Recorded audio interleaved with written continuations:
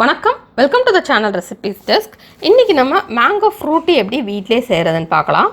இது வெளியில் நம்ம வாங்குகிற அதே டேஸ்ட்லேயே நம்ம வீட்டில் செய்யலாம். இது செய்கிறது ரொம்ப ஈஸி தான். நம்ம இதை செஞ்சு ஃப்ரிட்ஜில் வச்சிட்டோம் அப்படின்னா நம்ம தேவைப்படுற நேரம் எடுத்து குடிக்கிறதுக்கு நமக்கு ரொம்பவே ஹெல்ப்ஃபுல்லாக இருக்கும் இந்த சம்மர் சீசனில். இதுக்கு ஃபஸ்ட்டு நம்ம அரை கப் சர்க்கரை ஒரு பேனில் சேர்த்துட்டு 1 கப் தண்ணி சேர்த்துடலாம். சேர்த்துட்டு இது எல்லாத்தையுமே நல்லா மிக்ஸ் பண்ணிடலாம். இப்போ இது நல்லா கரைஞ்சிடட்டும். சர்க்கரை கரைஞ்சதுக்கப்புறம் 1 நிமிஷம் இதை நல்லா ஹை ஃப்ளேமில் வச்சு கொதிக்க வச்சுட்டு நம்ம ஆஃப் பண்ணிடலாம். இதில் கம்பி பதம் எதுவுமே தேவை கிடையாது.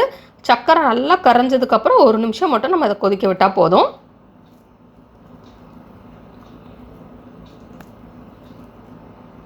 இந்த மாதிரி அப்பப்போ மிக்ஸ் பண்ணி விட்டலாம். நான் சர்க்கரை குயிக்காக கரைஞ்சிரும்.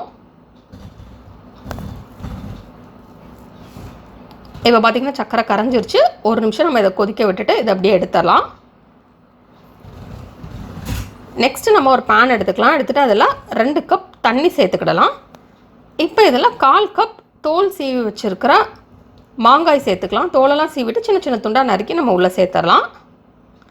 நெக்ஸ்ட் இதில் 1 கப் மாம்பழம் சேர்த்துடலாம். மாம்பழத்துக்கும் தோலெல்லாம் நறுக்கிட்டு சின்ன சின்ன துண்டாக நறுக்கி நம்ம சேர்த்துக்கலாம். இப்போ இதை கொதிக்க விட்டலாம். 10 நிமிஷம் நம்ம இதை ஹை ஃப்ளேமில் வச்சு கொதிக்க விடணும். இந்த மாம்பழம் நல்லா இனிப்பாக இருந்தது அப்படின்னா நீங்கள் 1/2 கப் சர்க்கரை சேர்த்தா போதும். இல்லைனா கூட 2 அல்ல 3 டேபிள் ஸ்பூன் சர்க்கரை சேர்த்துக்கோங்க. இப்போ 10 நிமிஷம் நல்லா இது கொதிச்சிருச்சு. அதுக்கப்புறம் நம்ம ஸ்டவ்வை ஆஃப் பண்ணிடலாம். ஆஃப் பண்ணிவிட்டு 1 நிமிஷம் இதை ஆறட்டும். அதுக்கப்புறம் நம்ம இதில் எலுமிச்சம்பழ ஜூஸ் புழிஞ்சிக்கலாம். 1/2 எலுமிச்சம்பழத்துலேருந்து நம்ம ஜூஸ் உள்ளே புழிஞ்சிடலாம்.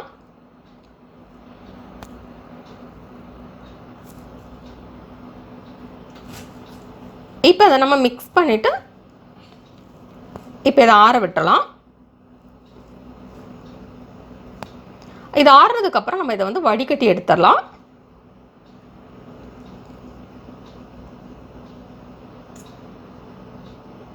இப்போ வடிகட்டி எடுத்துகிட்டு அந்த ஜூஸை நம்ம தனியாக எடுத்து வச்சிடலாம்.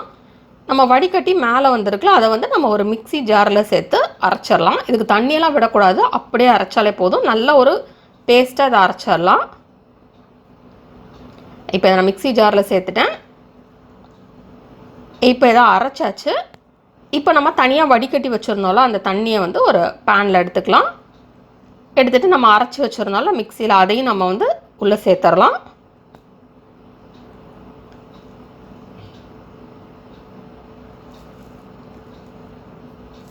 நெக்ஸ்ட் இதில் நம்ம ப்ரிப்பேர் பண்ணி வச்சுருந்தா அந்த சுகர் சிரப்பையும் உள்ளே சேர்த்துடலாம்.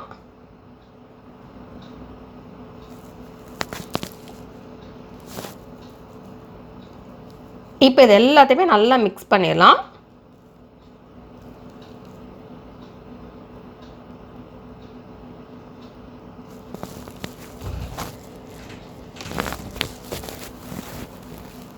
இப்போ இது எல்லாத்தையுமே நம்ம மிக்ஸ் பண்ணியாச்சு. இதை திருப்பியும் நம்ம ஃபில்டர் பண்ணிடலாம்.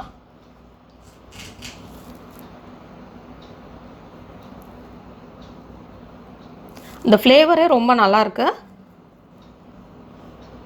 இந்த மாம்பழம் மாங்காய் ரெண்டுமே சேர்த்ததுனால அந்த டேஸ்ட்டும் நல்லாயிருக்கும். லைட்டான ஒரு புளிப்பு டேஸ்ட்டு இனிப்பு டேஸ்ட்டும் வரப்போ ரொம்பவே நல்லாயிருக்கும். இப்போ இதை ஃபில்டர் பண்ணிவிட்டு நம்ம அப்படியேனாலும் நம்ம யூஸ் பண்ணலாம். இல்லைன்னா ஃப்ரிட்ஜில் வச்சு கூலானாலும் குடிக்கலாம். இப்போ இதை ஃபில்டர் பண்ணியாச்சு.